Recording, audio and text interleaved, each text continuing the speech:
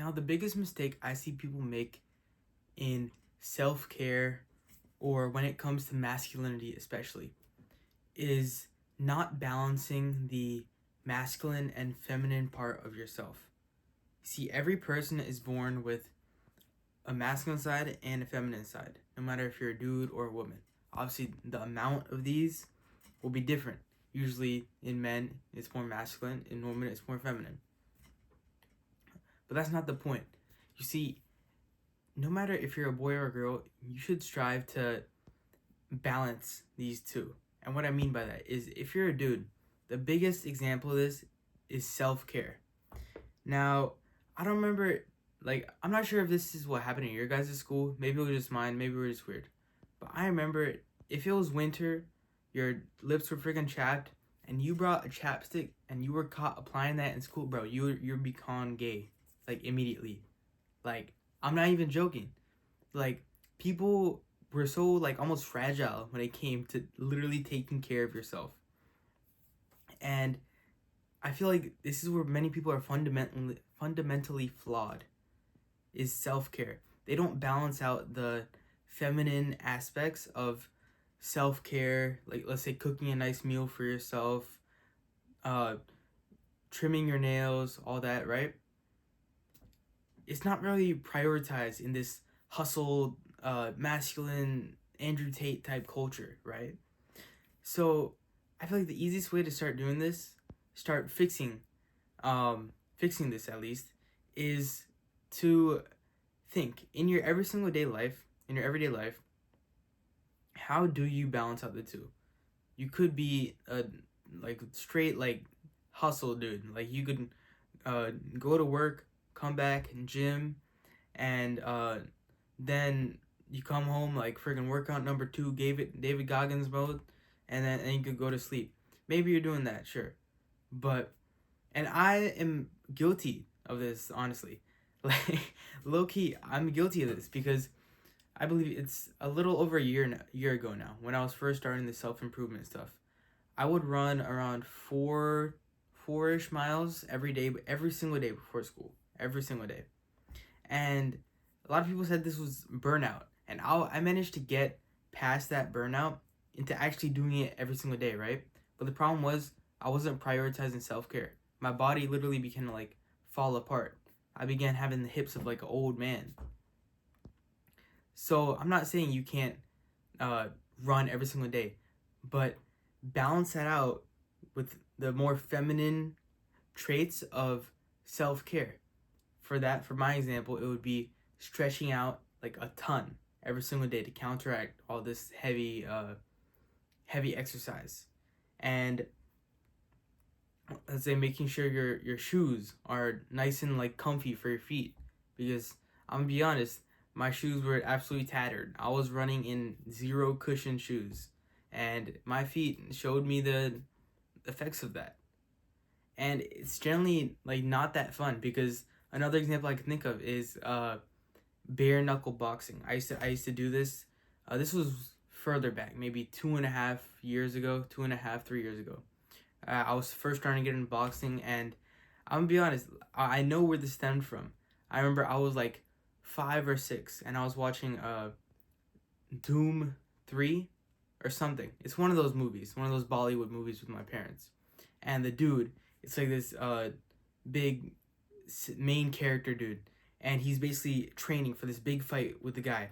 And he's at a punching bag. He has the thing wrapped around his things, his knuckles, and he's punching. And he turns around, it's all bleeding, and he keeps punching, and everyone just looking at him surprised.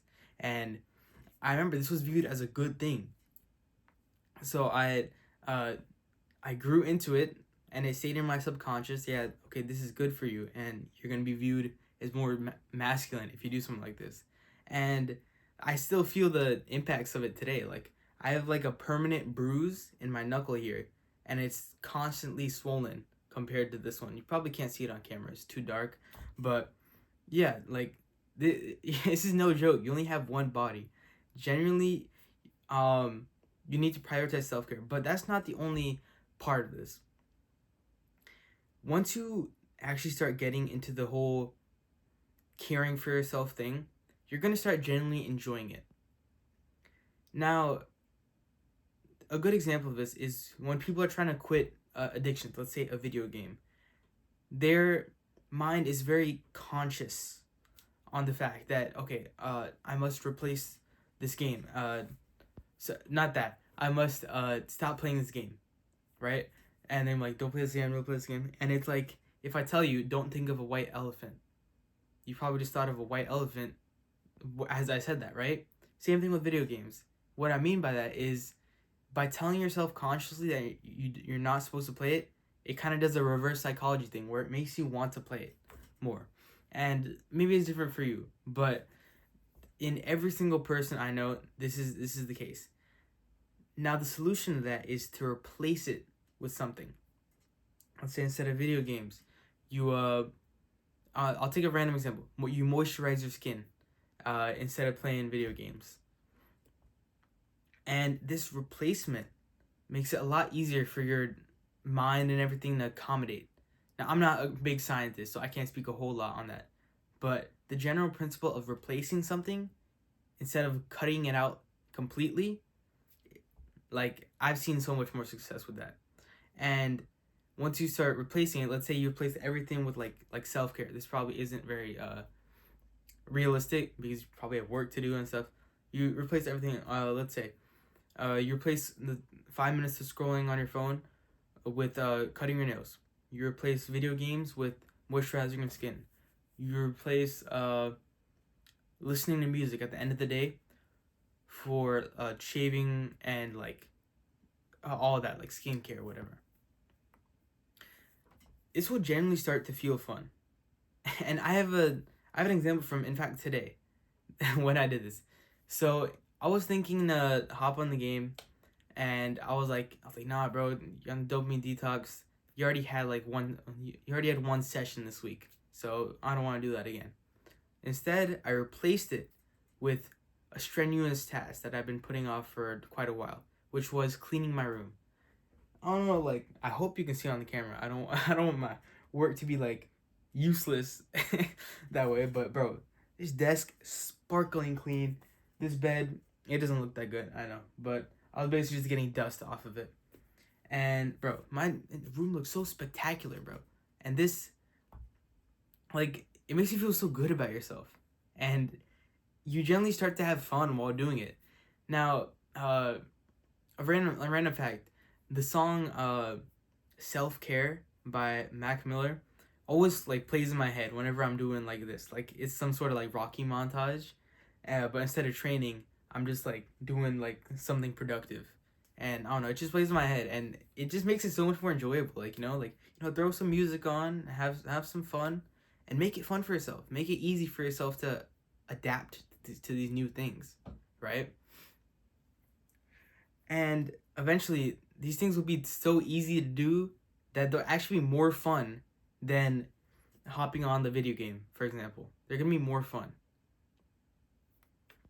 And once you've gotten to that point, like, you're starting to get to someplace good.